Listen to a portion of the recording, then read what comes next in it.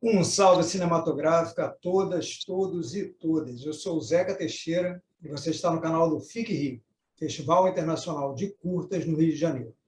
Se é a sua primeira vez por aqui, seja muito bem-vindo à família FIC Rio, acomode-se e já aproveite para clicar e se inscrever no nosso canal. E fica aquele convite super especial, o segundo FIC Rio acontecerá de 25 a 30 de abril, aqui mesmo pelo nosso canal, totalmente online e gratuito. E você vai ter a oportunidade de maratonar quase 100 curta-metragens incríveis, nacionais e internacionais, obras de altíssima qualidade e diversidade que vão estar sendo exibidas dentro da nossa programação. E o tema da nossa segunda edição é diversidade. E hoje temos a honra de receber convidados mais que especiais para um bate-papo sobre representatividade LGBTQIA+, no audiovisual. Temos aqui Júlia Catarini, Alex Vidigal, Luiz Bárbara e Mike Hender. Boa noite a todos. Eu vou começar uma apresentação aqui pela Júlia. Tá? Só um segundinho. Atriz, roteirista e cineasta, já é parte da história do cinema brasileiro por ser a primeira mulher trans a ter um curta-metragem exibido em circuito comercial, o curta T for Two, de 2018, vencedora do prêmio Helena Inês, de personalidade feminina, concedido pela Mostra de Tiradentes, em 2018, por seu trabalho no longa Lembro Mais dos Corvos, de Gustavo Vinagre. Júlia foi citada em uma lista dos top 10 novos cineastas brasileiros, elaborada pelo portal Papo de Cinema. E, segundo palavras do Papo de Cinema, o cinema de Júlia Catarini surge como uma das mais potentes forças do audiovisual brasileiro, que gradativamente abraça a diversidade como um elemento imprescindível para contar histórias, junto com um estilo que propõe a reflexão por meio da valorização da palavra e dos gestos. Seja muito bem-vinda, Júlia. Obrigada, nossa. Obrigada, Papo de Cinema, gente. Que apresentação. Continuando pela ordem alfabética, temos agora o Alex Vidigal, professor da Universidade Paulista, a Unip, mestre em Imagem e Som pela Universidade de Brasília, UNB, e videomaker. Alex Vidigal começou a desenvolver projetos audiovisuais ainda no período de sua formação na Universidade Católica de Brasília, além de inúmeros trabalhos nos gêneros de ficção, documentário, videoclipe e institucional. O destaque é a experimentação em vídeos para a internet com a websérie experimental É Nós, a série. Seus curta-metragens O Filho do Vizinho, de 2010, e Riscados pela Memória, de 2018, foram premiados por todo o país e exibidos nacional e internacionalmente. Inclusive, Riscados pela Memória concorre em várias categorias do segundo FIC Rio. Seja muito bem-vindo, Alex. Uma honra, obrigado pela possibilidade de estar aqui, da gente estar respirando cinema, vivendo cinema, que acredito que todos nós estamos nesse mesmo barco, que não é uma roubada, é o futuro. Certo. Luiz Bárbara é artista realizadora indígena Cariri, de Paraíba, migrante em São Paulo e performer criador no projeto Pra Você Lembrar de Mim. Em cinema, roteirizou e dirigiu, ao lado de Ana Carolina Marinho, o curta Entre, de 2019, que também faz parte da programação do segundo FIC Rio. E está em pré-produção do seu novo curta-metragem, Tapuias Visíveis. Seja muito bem-vindo, Luiz. Agradeço, Zeca, agradeço ao FIC Rio. Mike Hender é graduado em cinema pelo Centro Universitário UNA e sócio fundador da produtora Ponta de Anzol Filmes. Juntos, seus dois primeiros curta-metragens, Ingrid, de 2016, e Looping, de 2019, foram selecionados em mais de 60 festivais nacionais e internacionais. Entre eles, o 44º Festival de Cinema de Gramado, o 31º London LGBT Film Festival e o 12º Janela Internacional de Cinema de Recife. No momento, desenvolve seu primeiro projeto de longa-metragem, Perto da Meia-Noite, contemplado com o Prêmio de Desenvolvimento Vitrine Filmes no 10º BR Lab. Seja muito bem-vindo, Mike. Gente, boa noite. Muito feliz de estar aqui. Obrigado pelo convite. E para mediar essa lindeza de mesa, contamos com a presença ilustríssima do jornalista, crítico de cinema, professor de cursos de audiovisual e cinema queer, Bruno Carmelo. Boa noite, Bruno. Boa noite. Obrigado pelo convite, Zeca. Fique à vontade. Então, Bruno. Bom, é isso. Primeiro, é um prazer ter vocês todos para conversar sobre esses filmes. Eu tive a oportunidade de assistir aos filmes de todos vocês. Eu gosto muito dos trabalhos que eu vi. São super diversos, então eu fico bem contente. E, enfim, parabéns até pela seleção aí do FIC Rio, de ter selecionado esses trabalhos. A gente também puxou o Looping, que já não é desse ano, mas eu também sou muito fã do Looping. Eu falei, quero trazer o Mike para a conversa. Enfim, a gente tem um pouco de todo mundo, e a Júlia, querida, que a gente já vem acompanhando desde os primeiros trabalhos que eu pude conhecer.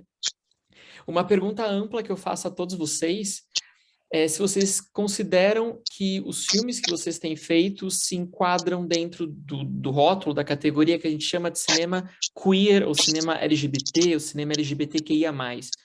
Essas denominações são importantes para vocês? Pergunta bem boa, né? Porque se discute muito sobre estética queer, sobre algumas pessoas falarem, mas existe uma estética queer independente de quem está produzindo. E acho que eu enquadro, assim, eu categorizo de alguma forma os trabalhos que eu faço, né? Em produção de imagem, de som e de performance também, e cinema, mesmo quando o tema central, vamos dizer assim, da narrativa não é esse. Acho que só o fato de ser a minha subjetividade, geralmente eu estou como criador, como roteirista, como dramaturgo, como provocador, eu acho que por ser eu uma pessoa trans e a minha subjetividade, independente de quem olhe e coloque isso como uma estética queer ou não, acho que sim, está dentro dessa categoria. O próprio Tapuias Visíveis, que vem aí, que está em pré-produção, e vai ser um filme com realização da SP Cine. Ele tem um foco nas minhas buscas étnico-raciais, na minha autodeclaração, afirmação do meu povo cariri. Mas é a minha subjetividade, né? Dialogando com isso. Gostei da pergunta. Alguém quer completar? Eu vou Lance. falar já, assim. Para mim é complicado falar sobre esses termos, porque eu acho que o meu trabalho é muito mais uma coisa mais intuitiva, instintiva, do que uma coisa acadêmica. Então, eu confesso que eu não sou um grande conhecedor, até comentei isso com você quando eu recebi o convite. Não sou um grande conhecedor do cinema queer, nem nada. Eu tenho um primeiro curta chamado Ingrid, que era sobre uma mulher trans, e eu acho que esse trabalho poderia se encaixar nesse termo, porque foi um filme literalmente feito em conjunto com ela, assim, foi muito muito próximo da vivência dela, assim, eu estava ali mais ajudando, direcionando algumas coisas, assim, foi um trabalho muito em conjunto. Mas depois do Ingrid, assim, e principalmente com essa experiência, né, de ir de encontro à narrativa de outra pessoa, né, e contar a narrativa de outra pessoa, eu senti muita vontade de ir para umas coisas mais...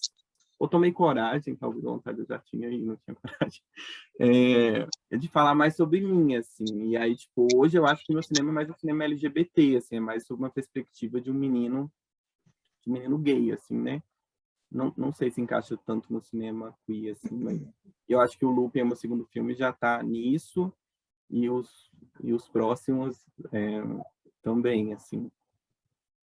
Aí, da minha parte, é engraçado, quando o Mike falou assim, que não pode falar que vem do acadêmico, eu falei, pô, vou mentir se eu falar que não veio. Comigo é o processo contrário, né? Porque eu faço uma pilha de filme, assim, eu faço um roteiro, eu faço uma pilha de filme, e eu vou atrás, vou vendo. Tanto que esse filme do Riscados, eu dedico muito ao Douglas Sirk, né? Que é o pai de Fassbinder, é o pai do Almodóvar, que é o pai do Todd Haynes, né? Enfim... Que é o meu pai. Que é o seu pai também. Não, eu sou perdidamente apaixonado pelo Douglas Sirk, assim, tipo, de coração. E aí é engraçado que está dentro da sua fala inicial, eu acho, Bruno, dessa coisa do que permeia e de repente não está, né, explícito, mas está implícito com a cultura queer, né? Essa coisa de tentar ver esses realizadores e chegar nesses lugares, assim. Mas claro que o que me interessa mais deles é sempre o que está por trás, né? Por exemplo, o Almodóvar, que tem aquela coisa da presença ausente, né? Da galera falando sobre alguém que não está lá, essa coisa do Sirks obcecado pela coisa dos reflexivos, né? Assim, então eu entro nessas viagens, assim, eu curto, né? Deve ser coisa de quê? Da academia, assim, ficar dando aula, daí você fica meio assim. Mas eu acho importantíssimo também esse trabalho que vem de dentro, né? Aí, nesse ponto aí aí essa coisa do rótulo realmente, enfim, né, do gênero, enfim, não poderia muito opinar, mas eu gosto de estar atrás dessas pessoas que fizeram esse cinema para estar tentando me ajudar aí. Preciso de ajuda, sempre. Eu já puxo esse gancho porque, enfim, vocês estavam falando de referências, eu sei que a Júlia também trabalha com referências, gosta referências norte-americanas, falou do Douglas Sirk, o Luz falou da cultura cariri. Existe uma vontade nos filmes de vocês de fazer algo explicitamente brasileiro? Existe algo consciente de não vou repetir códigos do cinema queer americano ou europeu, eu preciso fazer algo local? A pergunta é ótima, nossa. Ai, eu não sei. Eu estava falando mais cedo com o Zeca numa conversa que a gente estava tendo à tarde. É difícil para mim, porque São Paulo é o lugar mais maluco que existe aqui no Brasil, para mim. Porque ele não tem... eu não vejo uma identidade própria em São Paulo. É horrível dizer isso, mas é verdade. Eu tento imaginar como seria um filme paulistano. E aí eu tenho medo, porque todas as referências que vêm a mim são muito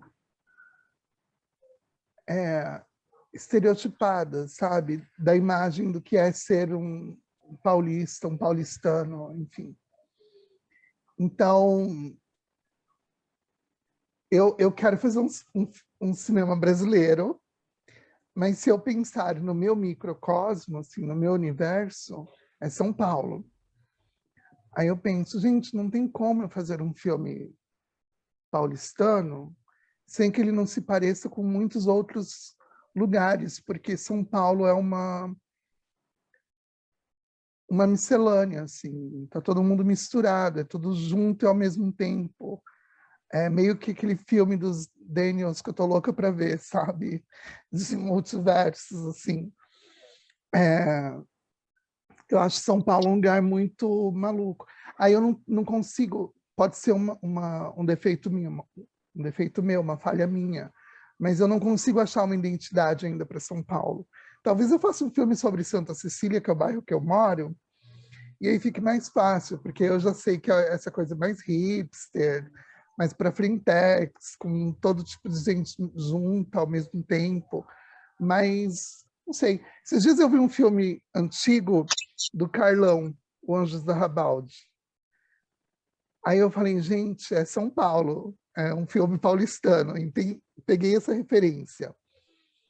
Mas também, sei lá, se eu não soubesse que é do Carlão, se eu não tivesse a informação de que é um filme paulistano, ou sei lá, se eu assistisse ele dublado em francês, eu podia achar que é um filme da periferia da França, sei lá, um filme francês.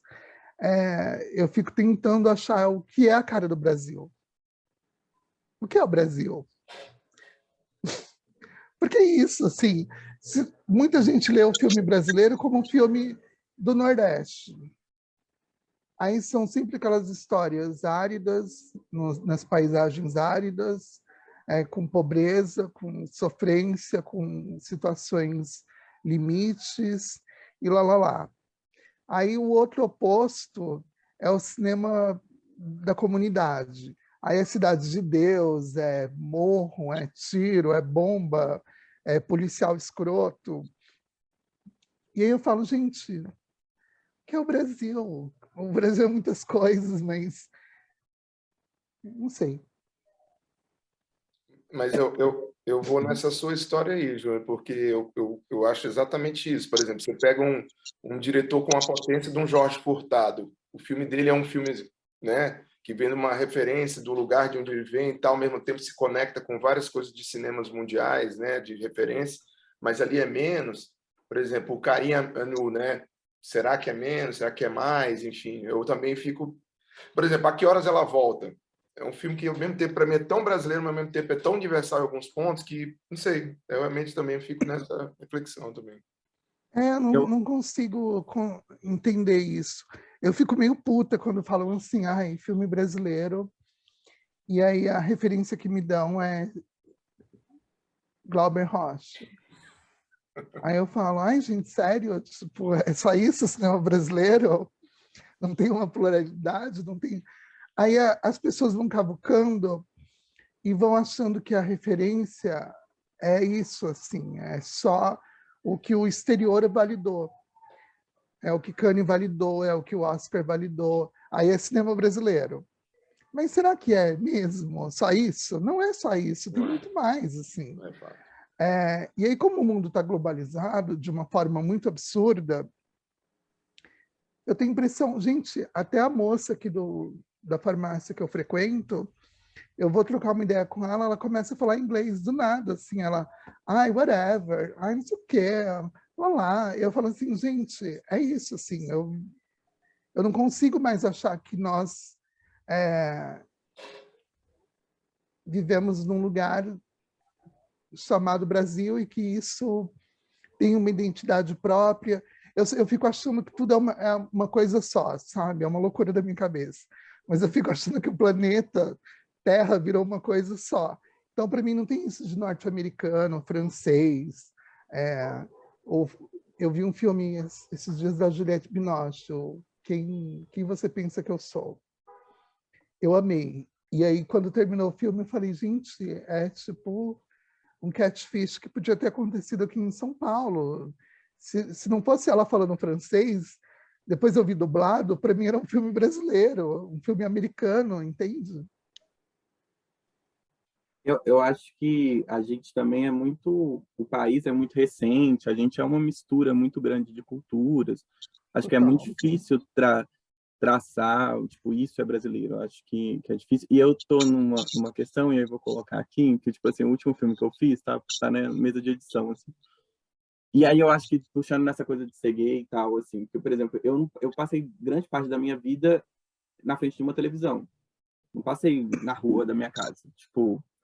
E aí esse filme é tipo, a nossa vivência. Tipo, o hétero tava jogando bola na rua e a gente tava em casa estudando ou vendo televisão. E aí, então assim, eu assisti muito filme americano. E aí o Lupin já tinha, se vocês assistirem o Lupin, ele é bem americanizado, assim, visualmente. E esse último que eu fiz, ele é muito...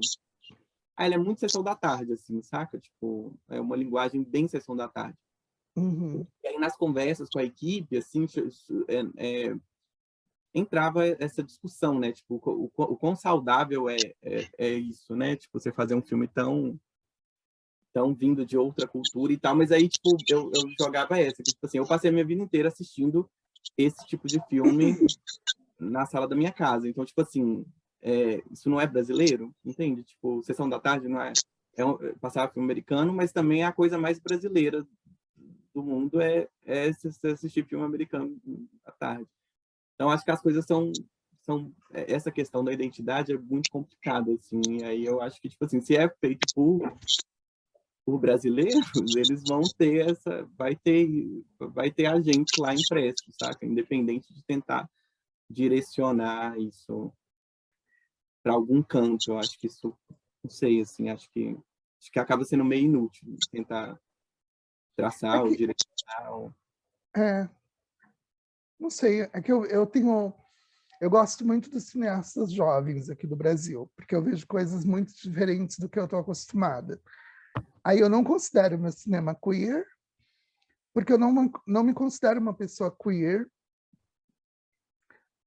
LGBT eu também não sei se é um cinema LGBT, porque eu fico sempre achando que eu estou contando histórias sobre pessoas que, enfim, poderiam não ser.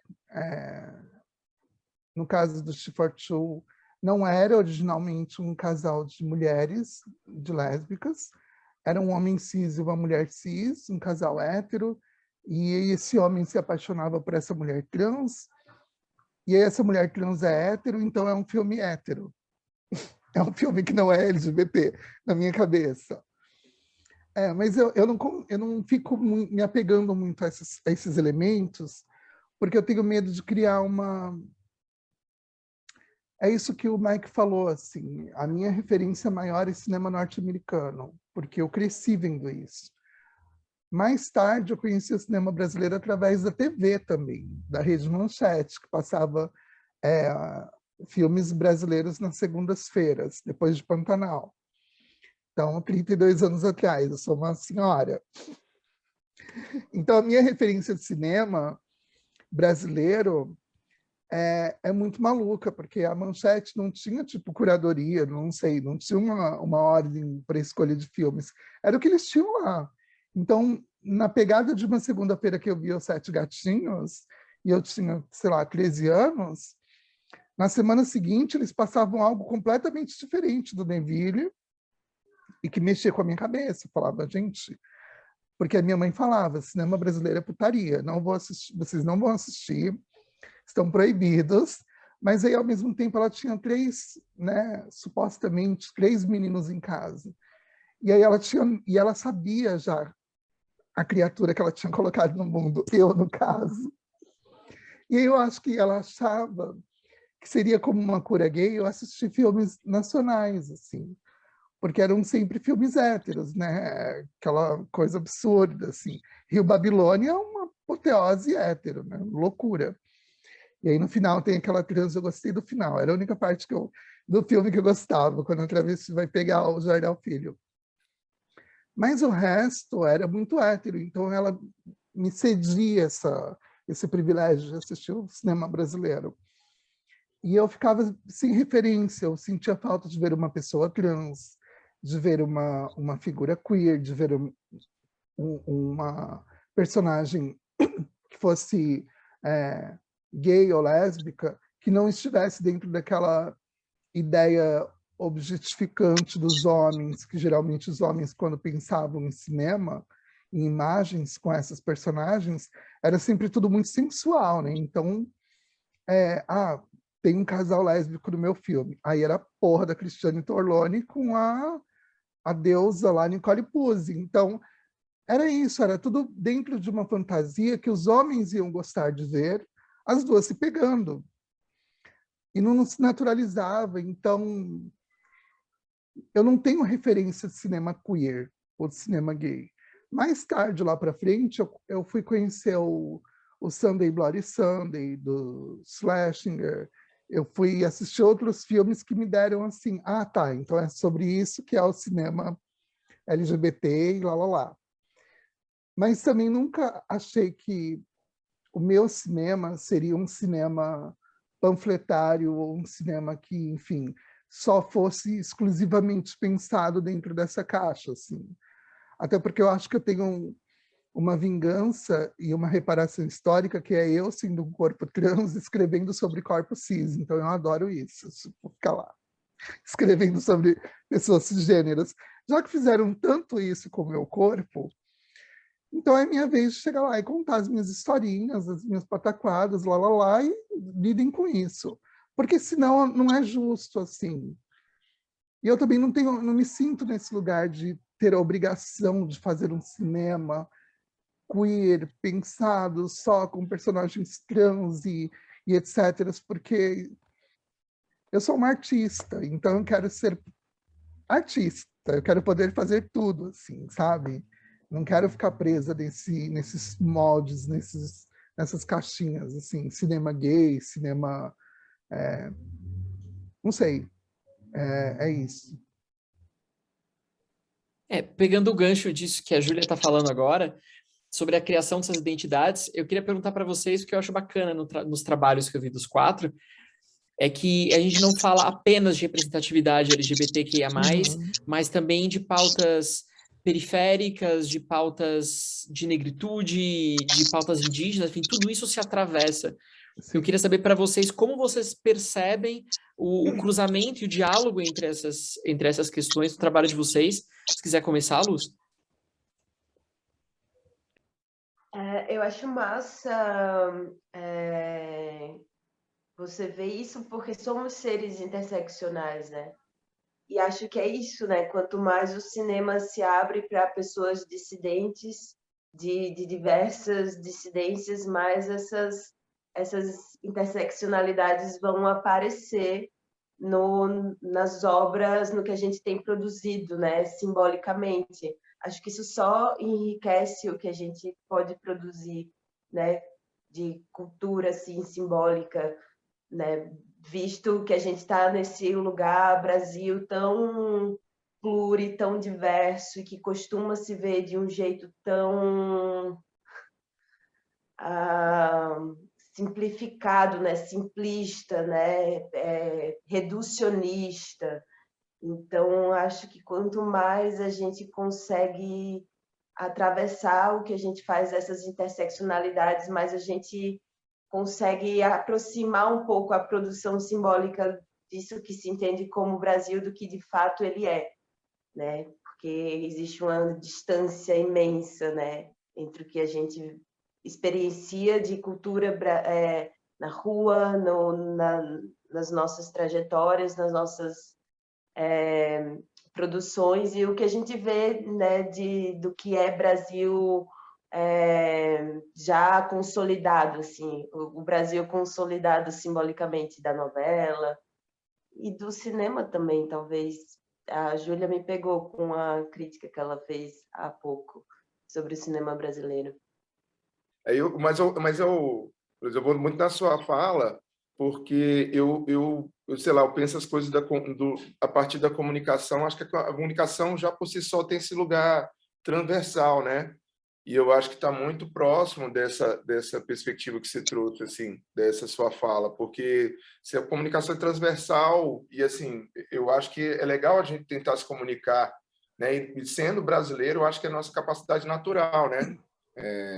Porque tem esses contatos, essas possibilidades. Brasília, por exemplo, onde eu nasci e vivo, eu vejo que é um lugar que recebeu o Brasil inteiro, né? Meus pais são maranhenses, mas tem um amigo que é gaúcho, aí tem um amigo de infância que é de Minas. Então, assim, essas coisas e essas culturas vão se conversando, vão construindo uma Brasília, né? Está construindo assim. O Mike falou dessa coisa de sermos um país muito novo, né?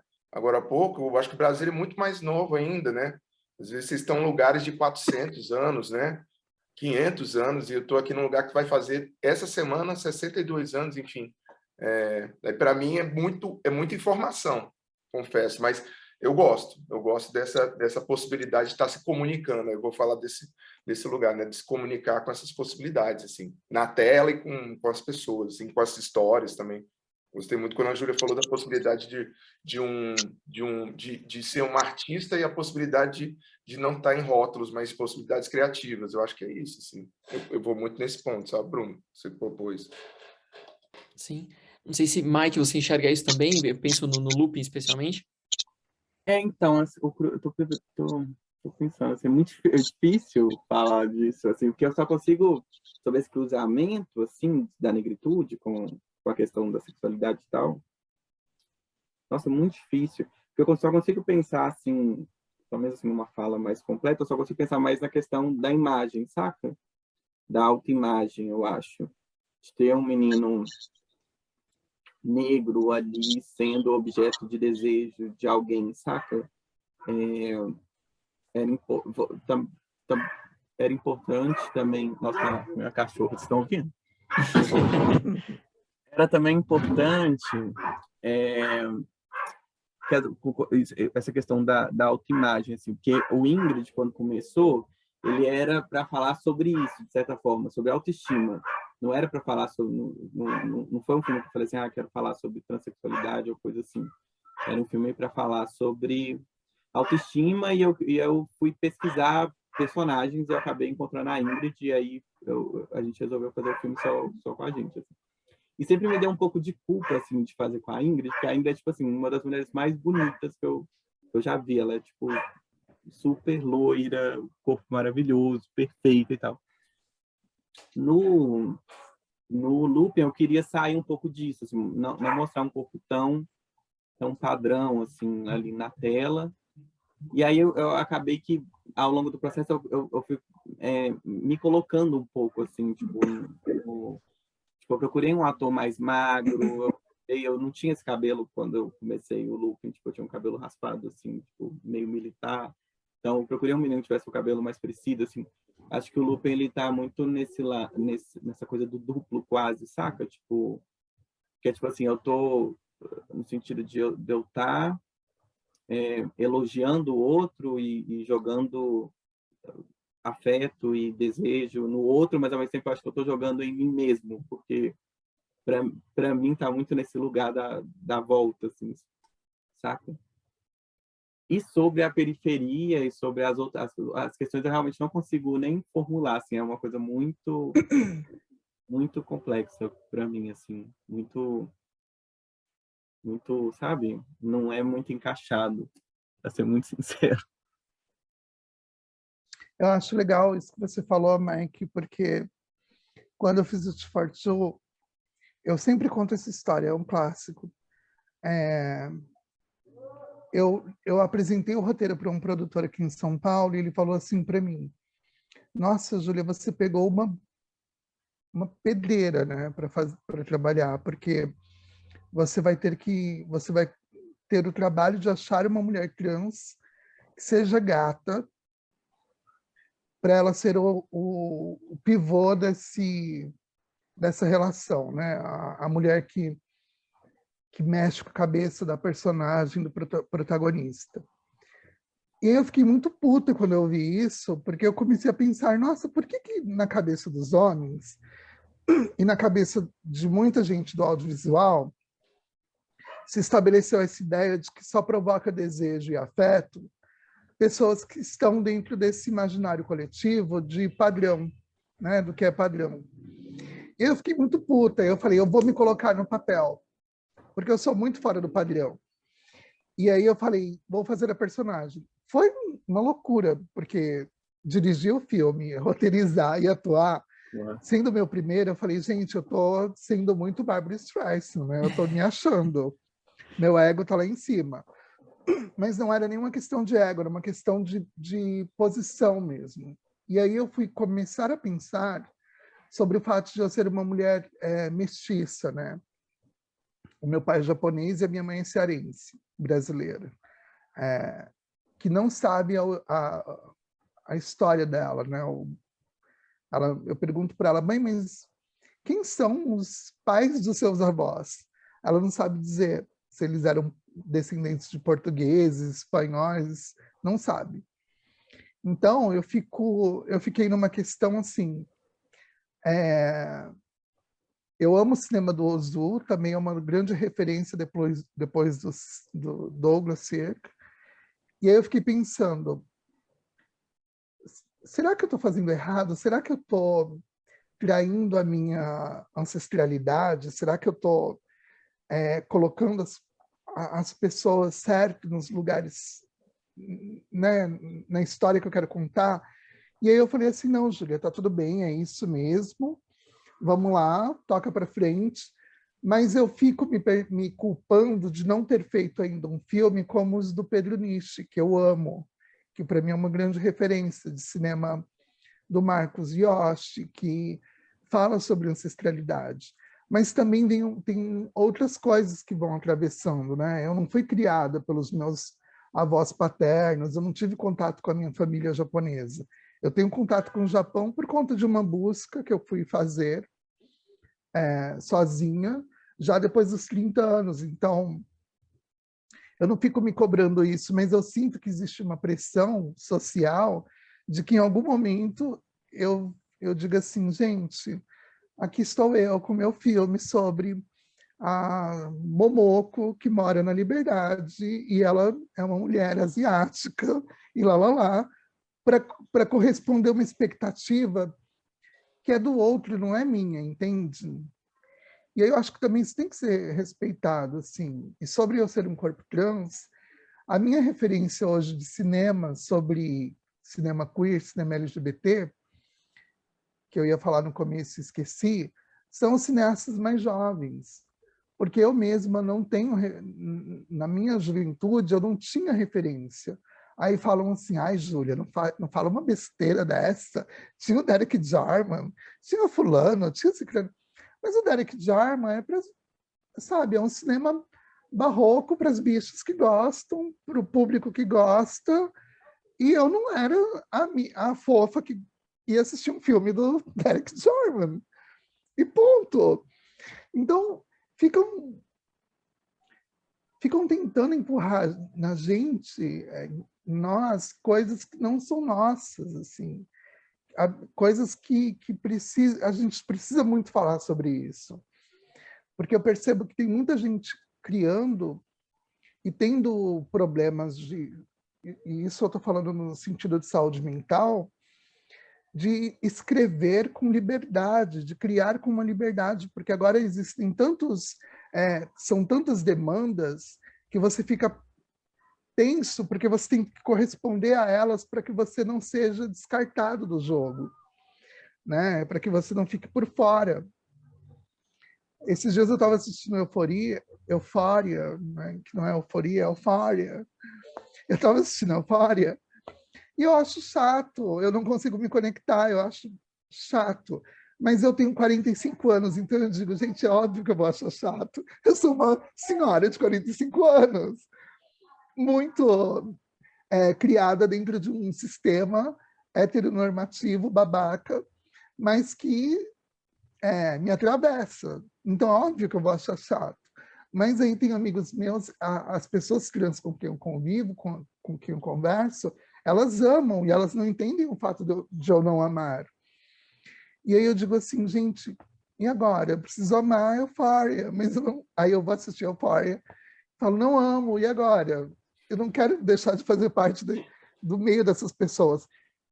E aí eu fico pensando que eu tenho muito a aprender com a juventude, que são as minhas maiores referências agora quando eu penso em construir algo mais moderno, mas eu também tenho que achar aquilo que me motiva. Eu não posso só construir um cinema porque existe uma demanda e eu tenho que, sabe, não é como eles usam um termo de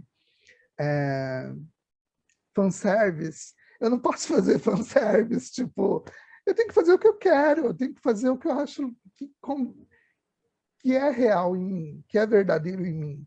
Então eu respeito quem gosta de Euphoria, parabéns, é isso aí, tá muito legal, mas também me respeitem por não gostar, sabe? Tipo, eu acho que a gente tem que avançar nesse diálogo, nessa questão da conversa LGBTQIA+, queer, porque é isso, assim, eu não consigo não acreditar que a gente não possa dialogar, assim, porque na hora que nós não pudermos, a gente vai setorizar as coisas de um jeito que aí vai existir essa coisa do cinema LGBTQIA+, queer, aí vai existir o cinema branco, cinema negro, cinema não sei o quê, cinema... quando tudo pode existir junto e misturado e ser muito bom.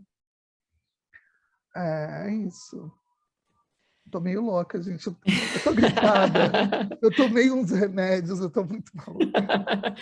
Mas eu acho essa referência boa, porque quando você fala tanto de opostos, de série da HBO, de Derek Jarman, é o que eu queria perguntar para vocês, se vocês são ávidos espectadores também, espectadoras de cinemas e séries LGBTQIA+, e se é o que vocês vão deliberadamente buscar, e o que vocês gostam de encontrar, o que deixa vocês, enfim, satisfeitos de encontrar nesse material, ou pelo contrário, o que incomoda nessa produção? Eu acho bom que exista. Começou a Pose, eu falei, ai, que bom, existe alguma coisa, protagonismo trans, mulheres trans, pessoas trans, lá, lá, lá. Aí os olhos começam, porque é isso, né? A gente recebe a pancada de Pose, mas aí você começa a olhar com mais atenção, você vê que é de novo a reprodução do sistema heteronormativo cisgênero, ou seja, todas as meninas de Pose são gatas, são perfeitas, são lindas, as que não são coadjuvantes que dizem assim, oi, tchau, hi, hello, não tem uma história.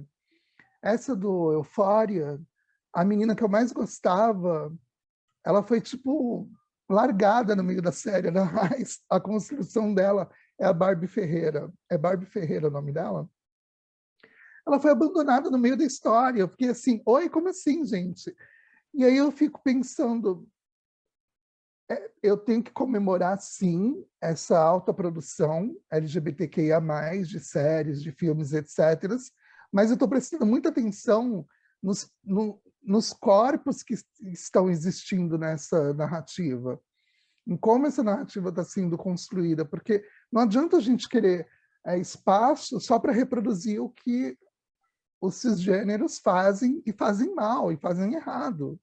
Que é sempre essa história de que a protagonista, a Juma tem que ser uma modelo da Vogue, sério, gente? Tipo, é isso mesmo que vocês estão querendo vender para o mundo, construir como narrativa, como imagem?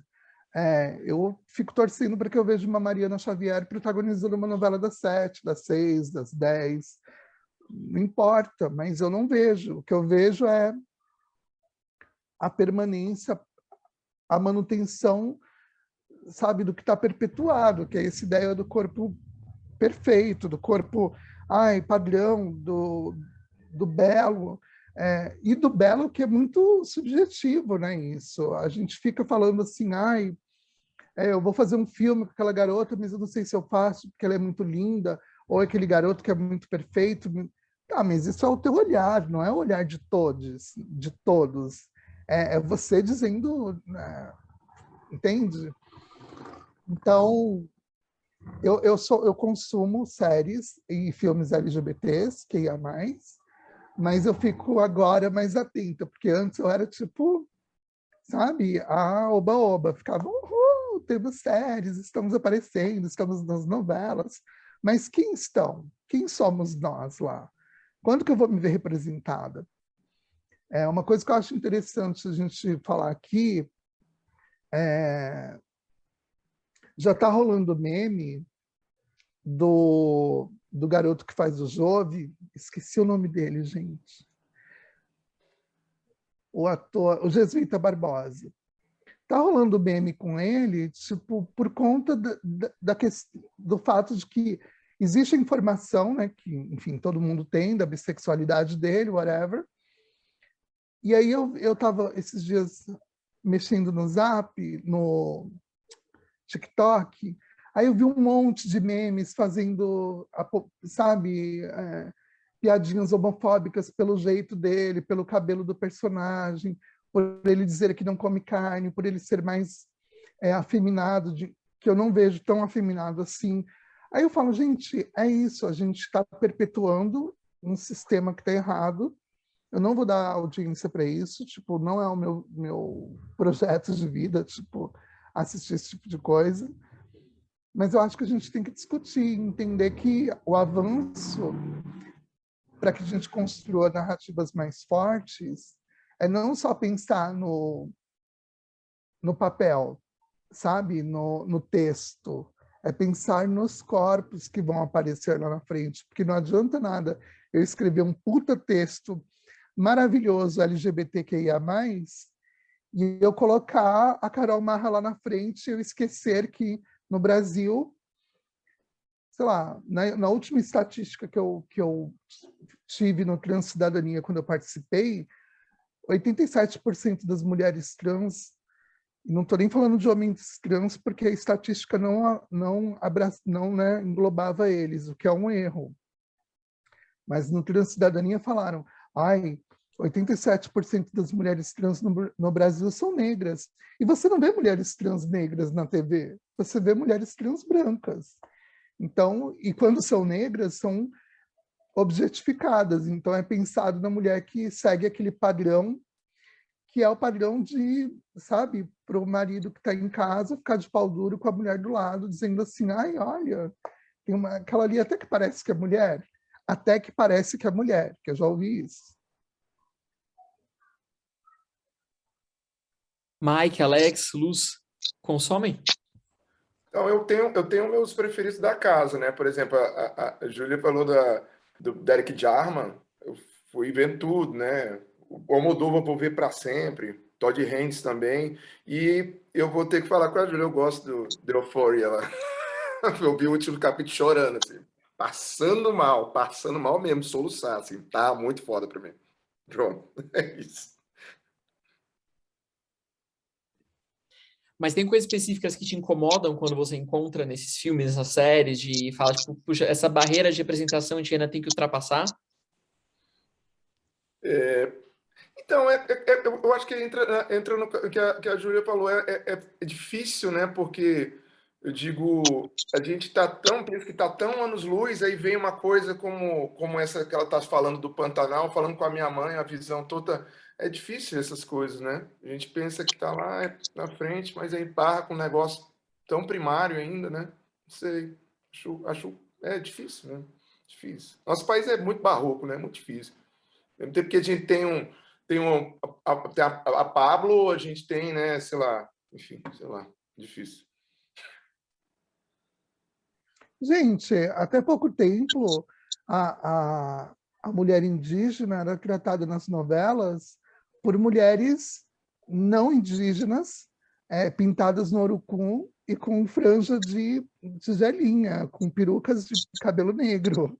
Eu lembro de uma novela que eu vi, A Chamada, eu já fiquei horrorizada, acho que foi uma com a Cleo Pires. Eu falava assim, what? Tipo, e era bizarro. E eu falava, gente, a gente não avança com tanta... Eu descobri há muito pouco tempo o cinema indígena, porque eu participei de um júri de um festival de Manaus, e eu fiquei assim, juro, é de cair o cu da bunda, porque você olha e fala assim, what? Existe esse cinema? Eu não conhecia. E é um grande problema esse cinema não chegar até a gente. E aí existem muitos artistas indígenas que poderiam estar nessas novelas, tipo Pantanal, a da Cleo Pires, a outra lá que era de reencarnação do Valcir Carrasco, que a Índia era a Priscila Fantin. What? É bizarro. Então você fica pensando, é isso que você falou, Alex, o mundo é bizarro, a gente vive num lugar muito louco, porque Pantanal, para mim, é um retrocesso, está sendo um recorde de audiência, mas é um retrocesso tão absurdo, porque por que não apostam numa novela, num produto original, que seja uma espécie de Euphoria no Brasil? Né? Por que narrativas com pessoas plurais não acontecem? Não acontece, não acontece. O que acontece é tipo a construção, a perpetuação do mesmo. Então, até aí é difícil você...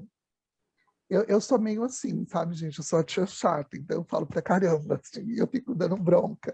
Mas é porque eu acho que tem que mudar alguma coisa, que senão não faz sentido. Eu acho massa e corajoso, Júlia, isso que você fala da objetificação do corpo trans mulher, né? Mulher trans. E pensando em Pantanal, também é uma sexualização de uma corpa nordestina, né? Então, a gente vive um consumo capitalista do que pode se entender ou como corpa ou como feminino.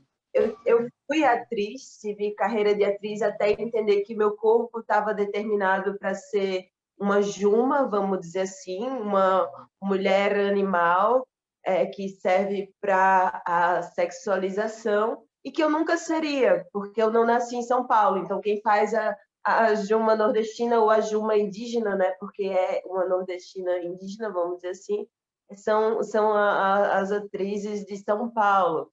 isso antes da minha transição, né? E aí, como corpo trans, né? Tipo, não há narrativa. E quando as narrativas chegam, elas são chocantes, elas são gatilhos, assim, para o pior. Porque você vê subjetividade cis criando absurdos sobre existências trans, né? Então, falando da pauta representatividade, é muito difícil, né? Nesse tipo de produção. E aí, não por isso, mas eu tenho dificuldade de assistir série, essas coisas, porque parece que toda hora eu fico trabalhando. Eu não consigo relaxar, assistir, me entregar, sabe? Toda hora eu estou vendo tudo acontecendo. Isso é terrível. Então, eu realmente gostaria de consumir mais esse tipo de produção, mas eu não consigo. Eu gosto mesmo de ver filmes que passam no Fic Rio.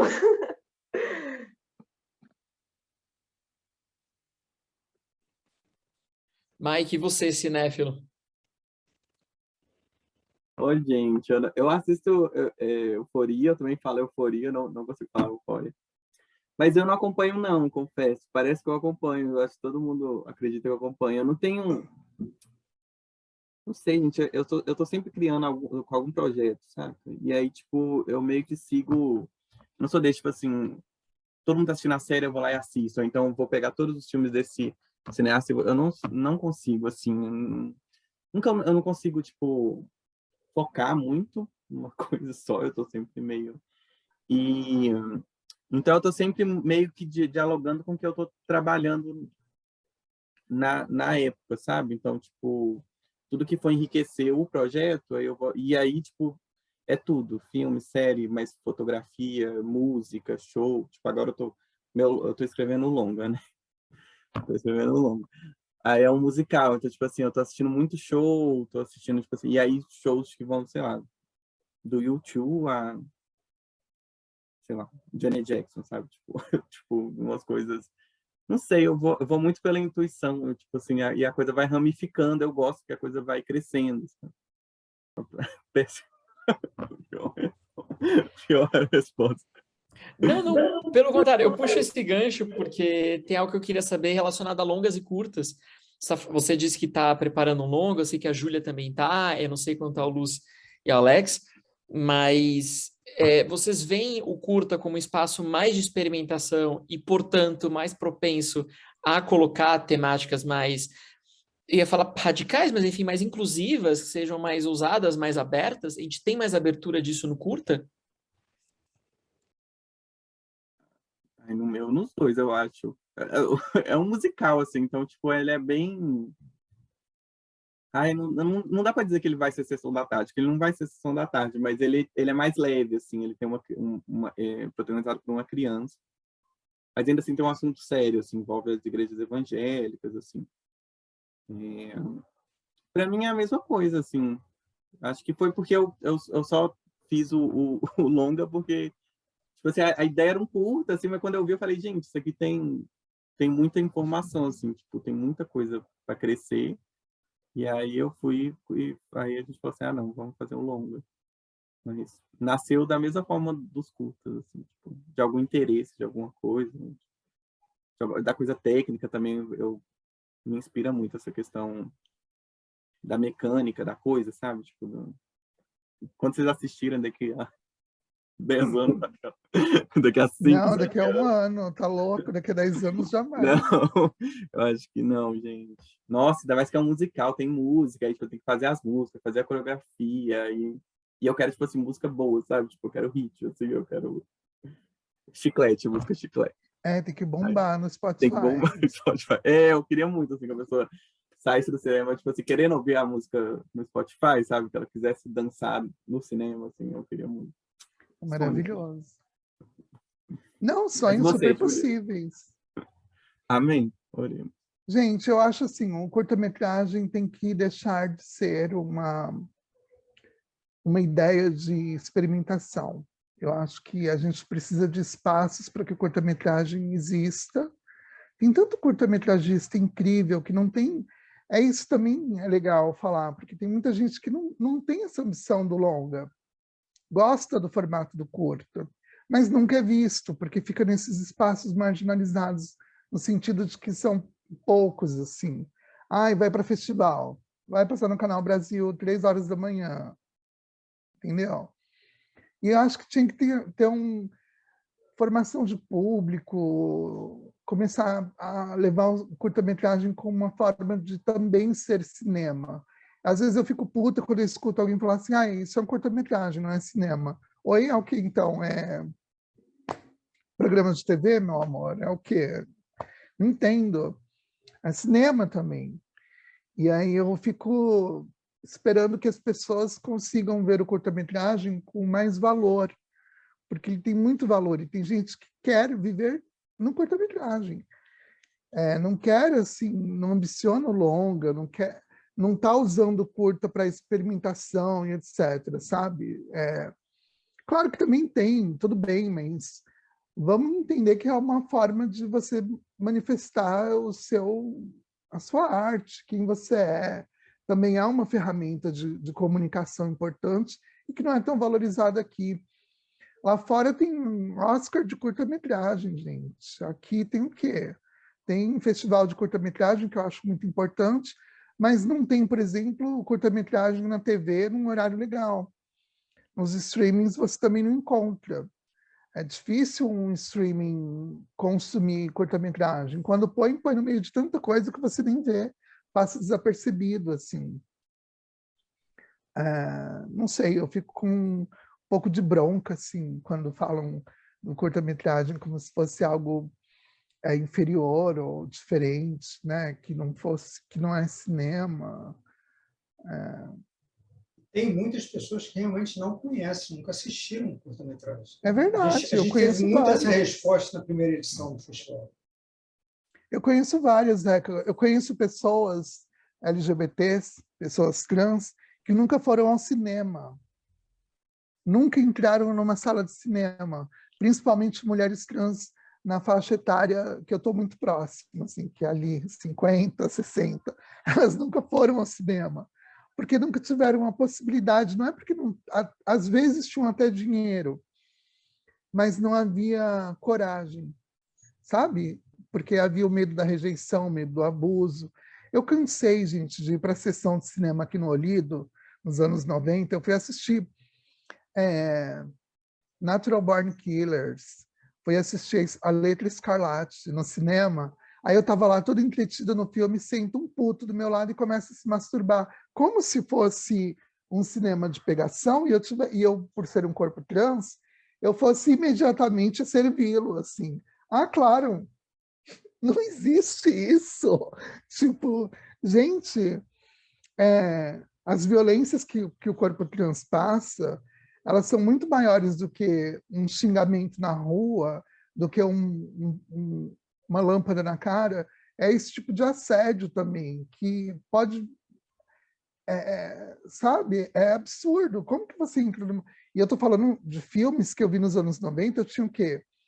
17, 18 anos, eu não tinha 45, que hoje eu me empodero, eu sei dizer não, eu sei trocar de assento ou procurar o segurança do cinema e falar, olha, eu estou sendo assediada e isso vai dar ruim, porque eu vou fazer um escândalo, vou chamar a polícia, e aí a coisa se resolve, ou eles geralmente se resolve assim, desculpa, olha, tô um ingresso para você assistir o filme de novo. Mas eu me lembro que com 17 anos eu ficava petrificada, eu ficava passando por aquela situação, e aí o filme não existia mais na minha mente, porque eu estava esperando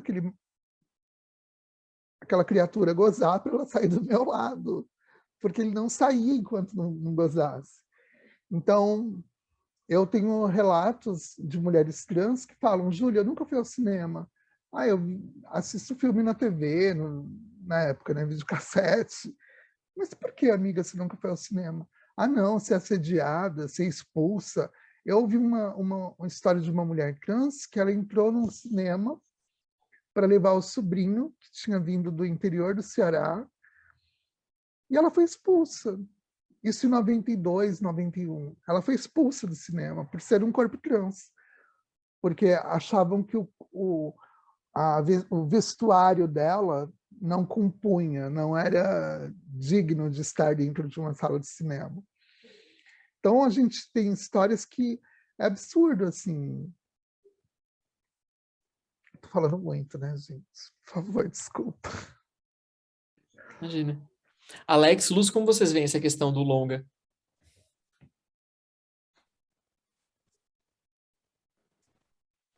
Eu vou falar rapidamente, que eu acho que também a Júlia complementou muito essa história, porque eu vejo que nessas novas possibilidades, né, dos streamings, né, eu acho que poderia ter uma outra valorização, né? Eu fico, até recentemente estava vendo esse streaming da Disney, ela tem um espaço para os curtinhas dela e tem espaço para os longas, né? Não tem essa hierarquização, está tudo oferecido numa possibilidade de você ver, sabe? E eu acho que, principalmente os streamings, né, pensando nessa coisa da Amazon, né, nesses que monetarizam bem, né, a Amazon e Netflix poderia levar isso. No MUBI, né, enfim, você já tem essa cultura que eu agradeço muito, que tem muito curta de realizador grande, né, que você vê de onde é que a pessoa vem, e até de realizadores que gostam de trabalhar essa matéria-prima, como a Júlia falou, né, por exemplo, eu vi um recentemente do Farhadin, né, que é iraniano, e eu fiquei assim, pô, que legal que ele, mesmo num corpo de longa-metragista, mega premiado, ele vá produzir, né, um curta-metragem, não encomendado, quis fazer um curta-metragem, fez.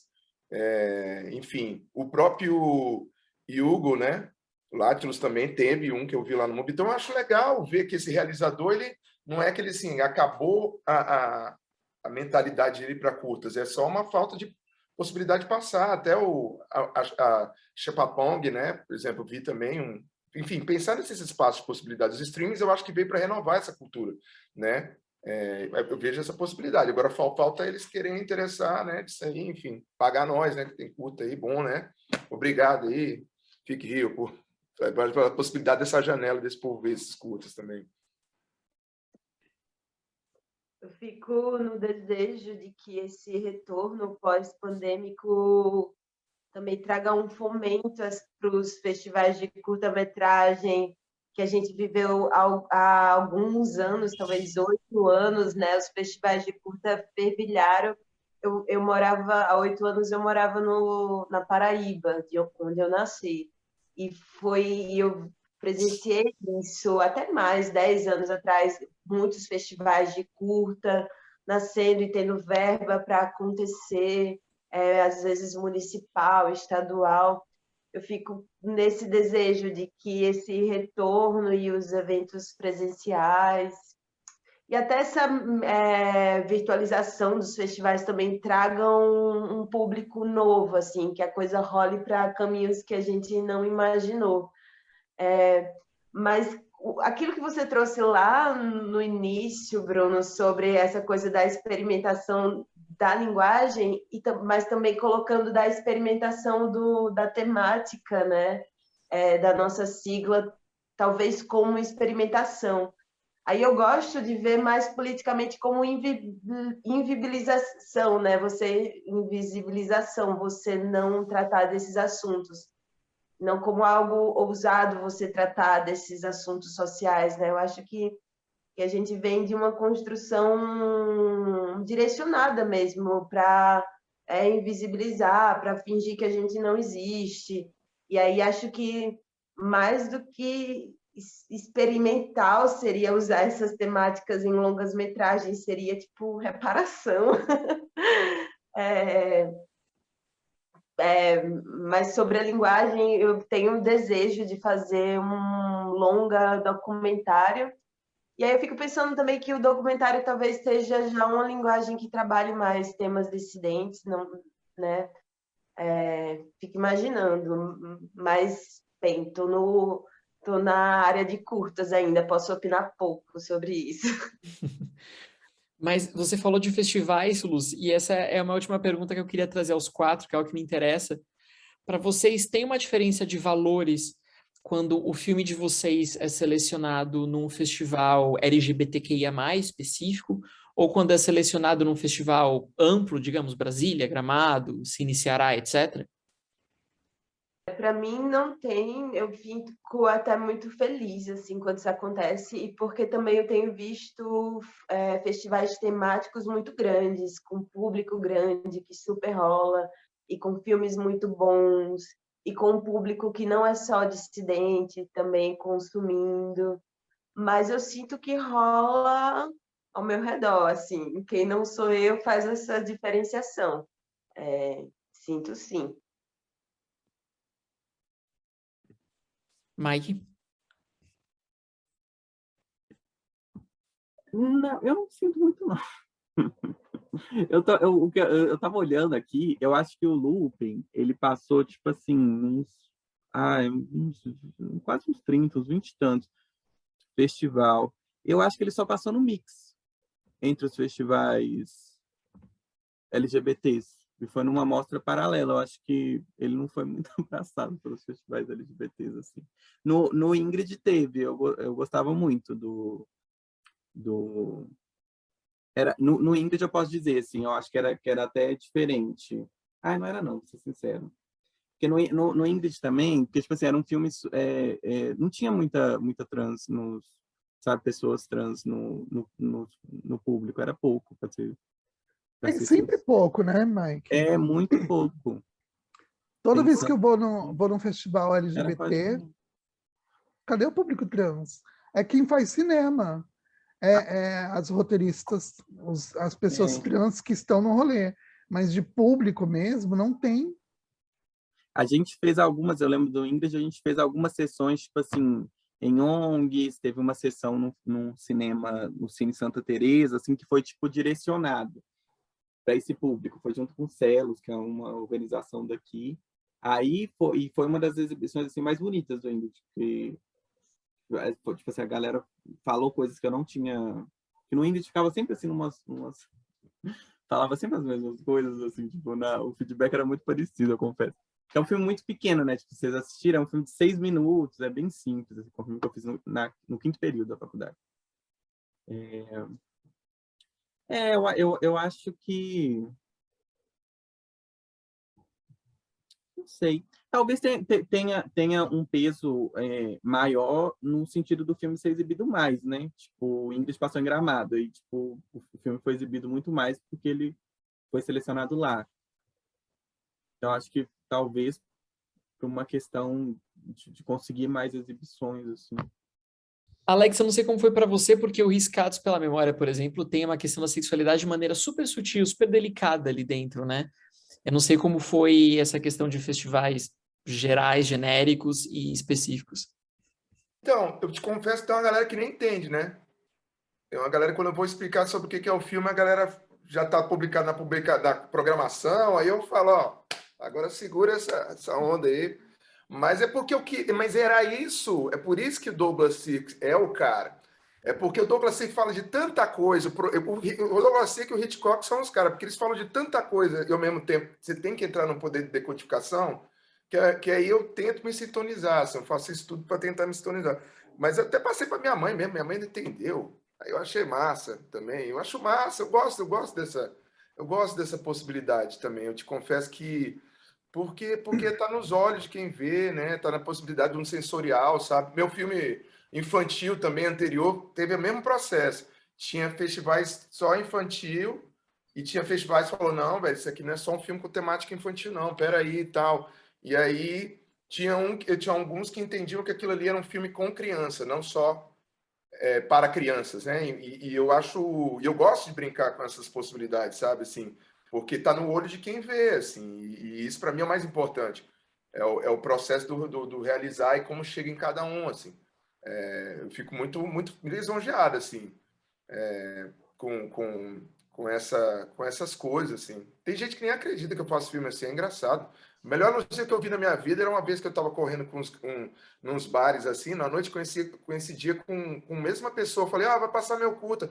Pô, eu gosto muito de ver. Aí o cara viu o filme. Nossa, cara, que filme ofensivo. Eu pensei que você era só um bêbado de bar, não sabia que você fazia filme assim e tal. Eu falei, pô, obrigado, né? Porque Eu elogio que você receber, porque não conhecia muito, só me via no bar. Aí fez sobre isso. Tá bom, obrigado.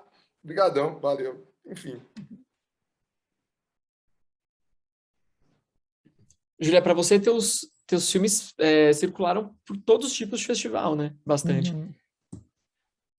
Não, o For Show, ele circulou bastante. Eu não consigo ver muita diferenciação, assim, de festival com recorte LGBTQIA+, queer, ou, sabe, o comum. Para mim é quase o mesmo público. Olha que louco eu dizer isso, mas é verdade, quase o mesmo público. Eu fico olhando assim, eu falo, eu encontro sempre as mesmas pessoas, tanto em um quanto em outro. Há 4 anos que eu estou no comitê de seleção do Mix Brasil, e quando era presencial, eu estava sempre encontrando as mesmas pessoas que eu encontro no Kinofórum, por exemplo, ou em outro festival. Então, eu não sinto que o público muda muito, o que muda é o tema. É engraçado. Outro dia, uma amiga me mandou um link para mim e falou, vê o meu curta. Ela falou, você acha que eu me inscrevo em qual? Ou no Kino ou no Mix? Eu falei, tanto faz. Ela, não, mas... E o filme tem personagens LGBTs, mas eu não achei que é um filme que tem uma... Ai, não, olha, não escreva no Kino, escreva no Mix, porque tem mais chance de passar. Não sei se esse é o critério. O que me interessa mais é me comunicar com o público, assim, entender o que o público... É que eu tô também... Gente, eu tô numa fase da minha vida que eu tenho que cuidar muito da minha saúde mental, porque eu tô pegando ranço de umas coisas, eu tô ficando uma tiazona. Porque, assim, e eu vou ser bem sincera agora, tá? Os festivais são para bolha. É a gente falando de nós para nós mesmos. E isso está ficando chato. Eu acho que o que eu espero, como o Lúcio falou, é que depois do pós-pandêmico, né, quando as coisas voltarem ao presencial, a gente comece a repensar como dialogar com o público e ampliar o público, porque está chato. É sempre as mesmas pessoas, todo mundo do cinema. É como se a gente ficasse um afagando o outro, dizendo assim, ai, que legal, continua, lá, lá, lá, ai, que legal, continua, lá, lá, lá. E aí você não vê, não tem... Eu adoraria, por exemplo, eu tive uma experiência muito louca no Festival de Santos, porque um bolsonarista estava na plateia e ele assistiu o Tifartu e o Corvus na mesma sessão. Aí, no final, ele começou a me questionar, falar umas coisas bem absurdas, assim, bolsonaristas, e ele tentou me agredir fisicamente. Aí, óbvio que no dia eu me assustei, fiquei morta de medo, fiquei assim, meu Deus, tipo, podia ter tomado uma facada, enfim. Alguma coisa podia ter dado ruim. Mas depois eu pensei, poxa, mas eu também quero dialogar com essas pessoas. Eu também quero ver que essas pessoas... eu também quero responder à reação delas. Óbvio que eu não quero no sentido da agressão, mas eu queria que alguém chegasse num filme e falasse assim, porra, achei esse filme uma merda, eu quero falar sobre isso. Porque eu ia conseguir entender aonde eu estou errando, se é que eu estou errando, a louca, né, a presunçosa. Mas eu teria uma resposta que eu acho que é importante para todo realizador, que não é só a resposta do todo mundo. Parece comercial de margarina, festival de cinema. Termina uma sessão, vai todo mundo para o bar e fica se adulando, assim. Ai, como a gente é lindo, a gente é foda. Ai, como a gente é foda. Ai, que filme lindo. Ai, que legal. Eu falo assim, é isso mesmo? Será? Tipo, será que a gente não está sendo narcisista? A gente não está criando uma comunidade que fica se retroalimentando, dizendo que é foda, mas que não está mudando nada na chave, sabe? Não está girando uma chave para mudar o mundo. Eu não quero esse tipo de coisa, porque para mim é inútil. Eu acho que seria interessante conseguir conversar com o público que te respondesse com reações diversas e que os filmes mexessem com a cabeça dessas pessoas. em algum lugar. Então, quando a gente fala de festival virtual, eu acho bacana porque você tem a ilusão, ou de fato consegue, eu não sei, porque eu não acompanho estatística, mas eu fico pensando, é uma forma de você expandir para um público que não é o público que geralmente a gente encontra no Cine Sesc para tomar cerveja no Bigode, entendeu? Não é o público que a gente encontra na Estação Botafogo e vai tomar cerveja naqueles bares próximos ao Botafogo. Então, eu fico na torcida de que mais pessoas consumam, sabe? Eu agora fiz um filme do Marco Dutra como atriz, O Enterre Seus Mortos. Aí, um elenco que eu nunca imaginei que eu fosse contracenar, tipo Beth Faria, Selton Mello, Marjorie Cristiano. E aí, conversando sobre cinema, gente, são várias bolhas, né? Porque essas bolhas grandes, de globais, eles não conhecem o cinema que a gente faz. Alguns conhecem, alguns, assim, poucos, mas eles mesmos não conhecem. Então, quando me apresentaram, tipo, isso aqui é a Júlia Catarini, cineasta, isso aqui é... Era como se estivessem falando assim, essa aqui é a Júlia que vende pipoca. Tipo, para a pessoa não tinha a menor diferença. Assim. E aí, quando você consegue fazer com que uma pessoa dessa grande bolha assista seu filme, a pessoa diz assim, nossa, que legal, eu adorei o teu filme, como aconteceu. E aí eu falo, é isso, a gente está falando para nós mesmos. Quando que a gente vai conseguir conversar com coisas maiores? Aí é que entra o streaming, Alex, que eu acho que o streaming, para além do MUBI, tem que estar no Netflix, está no Prime, tá? Ninguém consegue, gente, no Brasil de hoje, assinar tanto o canal de streaming. A gente não tem esse dinheiro. Não está rolando esse dinheiro. Então, tem que rolar um streaming que a gente consiga ver porque a gente sempre tem que escolher um, geralmente o povo escolhe Netflix. Então, que vá para Netflix as curtas-metragens, para todo mundo ver, para se falar sobre isso. Vou te confessar que nem assino Netflix. Hoje já é resistência quase, né? Contra a cultura. Assim. Total. Qual você assina, Alex? O MUBI? Não, o MUBI tinha um esquema, porque como eu sou professor de cinema, né? O MUBI dá uma assinatura para os professores de cinema, se você conseguir comprovar, né? Que tem do aula em sala, eles dão. E alguns alunos alunos também de cinema, se conseguir comprovar que estão em períodos estudando cinema, eles dão também. Eu ganhei 1 ano de MUBI quando eu fui para um festival no Rio. E aí eu não consegui assistir durante esse ano, porque eu estava trabalhando muito. Eu fiquei tão mal quando terminou a assinatura, porque eu falei assim, gente, eu quase liguei para a menina e falei, amiga, vamos fazer um rolê, me dá um VIP de novo, porque eu estou precisando ver uns filmes. Queridos e queridas, a gente vai chegando ao fim dessa conversa. Eu queria agradecer muito a vocês todos. Enfim, é sempre um prazer conversar com gente que a gente admire. Eu não sei se vocês têm considerações finais, coisas que vocês queiram dizer e deixar aqui marcado no vídeo. Somos todos ouvidos. Bruno, eu quero aproveitar, tanto o Alex quanto o Luiz, que façam um convite a quem está assistindo para acompanhar o filme de vocês no festival e falar um pouquinho sobre o filme. Olá a todos que estão acompanhando Fique Rio. Convido vocês a assistirem um curta-metragem Entre, uma narrativa que se passa na periferia, às margens do Rio Tietê, em São Paulo, Guarulhos. Quero saber o que vocês acharam do filme.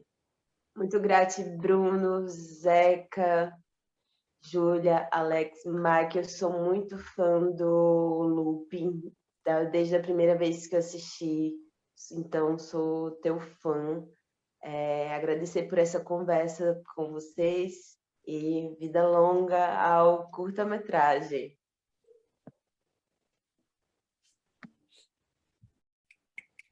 Maravilha. Queria fazer, então, convite a quem está assistindo, né? A possibilidade de estar vendo Riscados pela Memória, que tive o enorme prazer de dirigir o grande, de dirigir não, de estar junto com, porque ele é muito grande, né? O grande Antônio Pitanga, num papel assim que eu fiquei muito orgulhoso assim de fazer parte, né? Que é o Riscados pela Memória, né? Enfim, convite fica, vocês descobrem sobre o que é, vendo o filme, vão seguindo a energia do filme lá. E como processo final aqui do nosso debate, obrigado, Mike, Júlia, Luz, Bruno, por favor, intermediação, e Zeca, sem palavras, assim, toda a assessoria, enfim, de tudo, foi ótimo. Está sendo ótimo, não acabou, está sendo ótimo essa conversa. Só começando.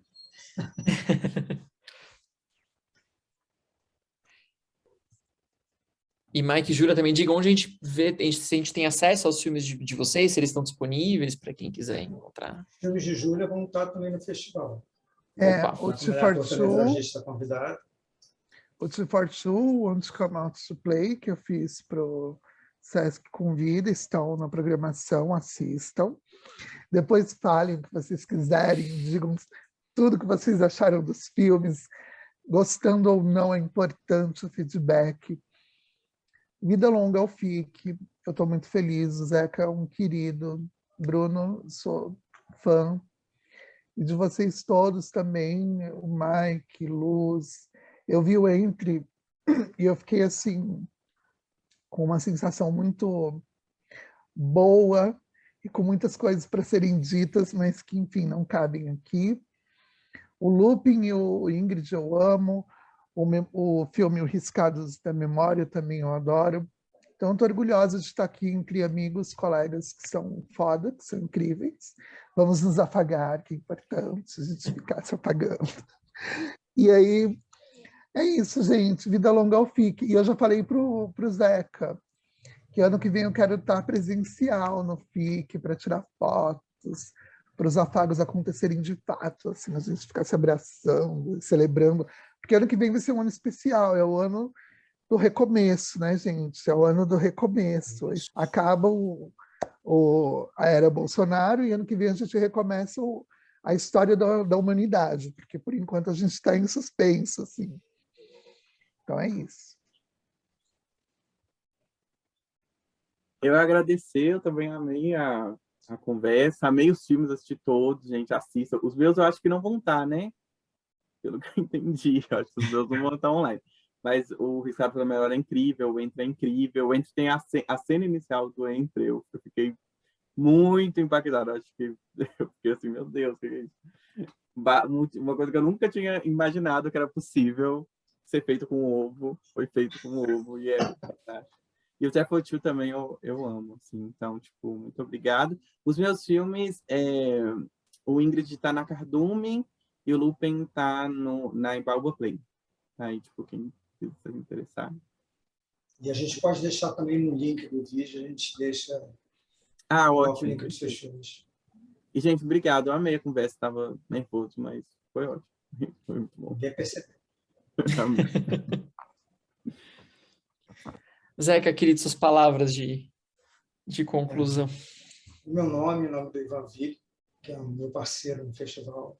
A gente só tem a agradecer a presença, o tempo, o conhecimento de vocês. Eu tenho certeza que esse encontro aqui vai ficar reverberando, tanto para o público do FIC Rio, e como isso vai ficar no YouTube, vai ficar para a eternidade. Então, quero agradecer mais uma vez a cada um de vocês e convidar quem está assistindo para não perder FIC Rio, segunda edição, de 25 a 30, aqui pelo canal do festival. Já está agora, já semana que vem já. E Bruno, mais uma vez, obrigado pelo carinho, pela parceria. Estamos juntos. É isso. Gente, uma boa noite. Até o próximo encontro. E que vocês tenham o festival como realmente um parceiro. Sempre que vocês quiserem divulgar o trabalho de vocês, estamos juntos. Um beijo. Obrigadão. Beijo, gente.